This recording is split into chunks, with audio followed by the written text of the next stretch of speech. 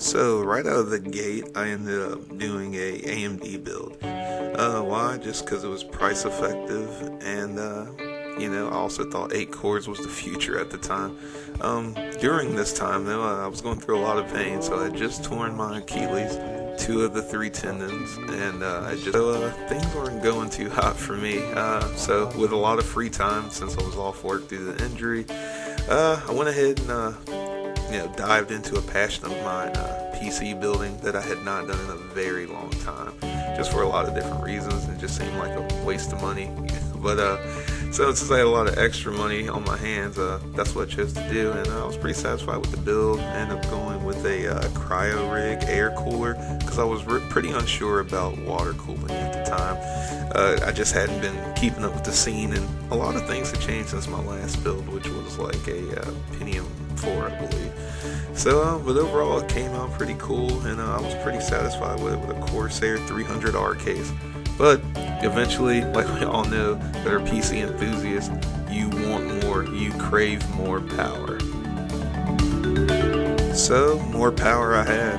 I went with another 970 gigabyte WindForce card to do SLI, but there wasn't enough room in that 300R Corsair case, so I upgraded. I went to a Obsidian 750D Air Force case. It was a full-size tower, and it was amazing. There was more than enough room for everything that I had imagined to do.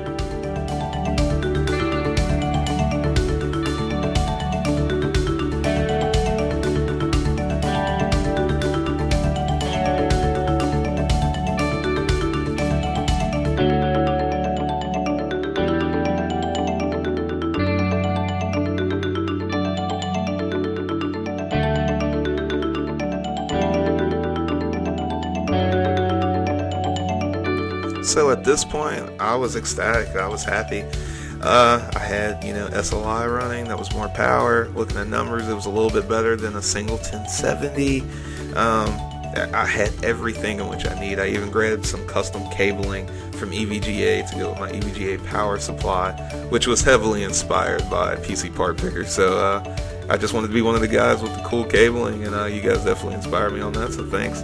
But other than that, I was happy. I didn't think I needed anything else until I ran into SLI issues. A lot of games, well, I won't say a lot, but there were a few games like Resident Evil 7 in which I ran into issues with SLI, and it was just frustrating, and it bothered me. I did not like the fact that there were different problems from my SLI, so I needed a single card, but what card would it be?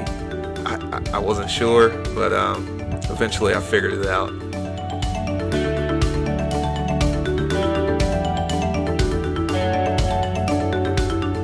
Also, with all the modifications I was making, I went ahead and grabbed a custom power supply shroud.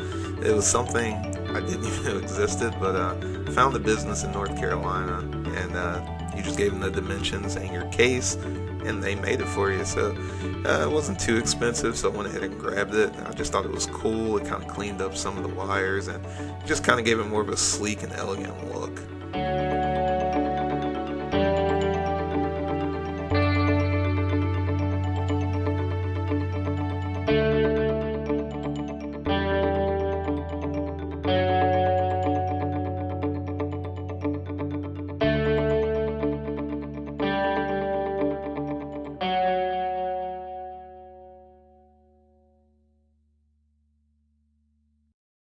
So for the motherboard, I ended up going with the ASRock Tai Chi. Reason being, it was white and black, which was the theme I decided to go with. And also, the biggest reason, it was the BIOS being able to update through wireless internet. I know that may sound petty to some of you, but I don't know. I just don't have that many USB sticks lying around, and I always kind of found it irritating to constantly check the website and have to do that little bit of maintenance. So, that took some maintenance out of my life. I thought that was pretty cool, so I decided I'm going with the Tai Chi. I also ended up upgrading and getting another SSD. I just couldn't go back, and I ended up getting a terabyte SanDisk Ultra. And from that point, I grabbed some Dominator from Corsair. I went with the RAM, which had the lowest latency. Prior, I had went with the one with the highest overclock rate, but I went with the latency because from everything I had read, it seems like I can get a lot out of that. Then from there, I already had the X62 Kraken, and then I just had to go ahead and grab me, my graphics card. But which one? That was probably one of the hardest things I had to do, because I'm constantly refreshing website after website after website, trying to, figure that out. Where am I going to get this card from? Eventually, I was able to find it on, I believe it was superbiz.com, a website I'd never used before, but they ended up coming through in the clutch and getting me my 1080 Ti within reasonable time, and on top of it, I ended up getting the game code for Wildlands or For Honor, which was something I was not expecting, because I knew they were not an official retailer of NVIDIA. So that ended up working out. The card was so massive, I ended up buying a brace to support it. And from that point forward, just kind of working on my cabling, getting everything done, getting the Uchiha representative on the case. It's going to be named Chidori. I need the rep. Other than that, though, everything went out. I ended up changing thermal paste quite a few times from MX4. Then I ended up going with a Grizzly. And I think before the first was Arctic Silver, then MX4, then I went to Grizzly.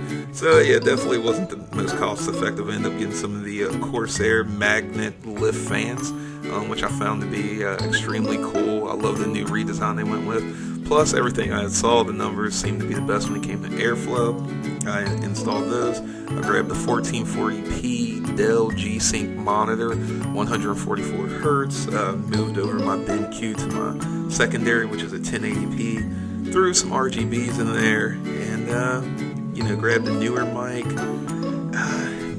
Got a newer mic basically just for the streaming aspect and recording videos such as this for YouTube.